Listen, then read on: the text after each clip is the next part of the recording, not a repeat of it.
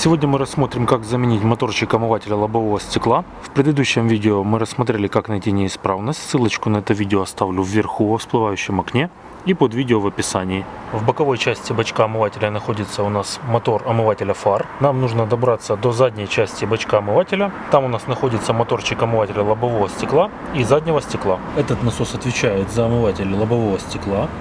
Этот насос отвечает за омыватель заднего стекла. Для более удобного доступа к моторчикам нам нужно открутить две пластиковые гайки, которые находятся у нас одна вот с этой стороны, и вторая гайка находится у нас вот здесь. Для того, чтобы открутить бачок омывателя, нам понадобится головка на 10, удлинитель и трещотка. Откручиваем первую гайку.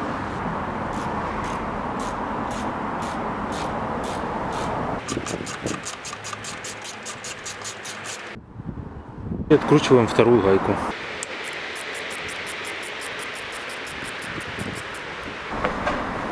Далее приподнимаем и отодвигаем наш бачок.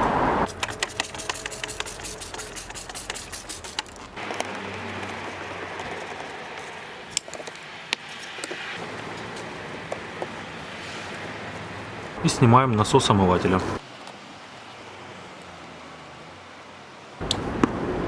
Так выглядит наш насос. Очистим посадочное место.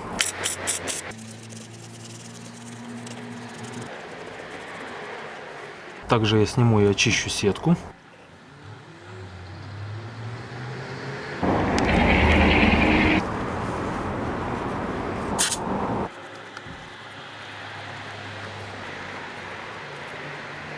Оригинальный номер сетки я оставлю в описании под этим видео. Устанавливаем сетку на место. Так выглядит наш насос омывателя лобового стекла. Устанавливаем насос в посадочное место на бачке.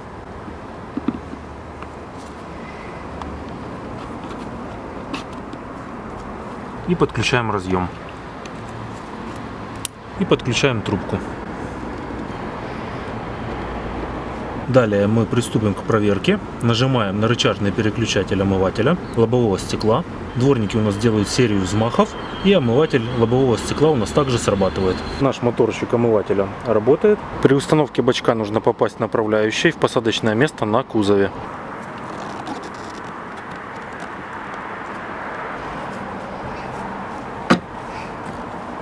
Закручиваем одну гайку.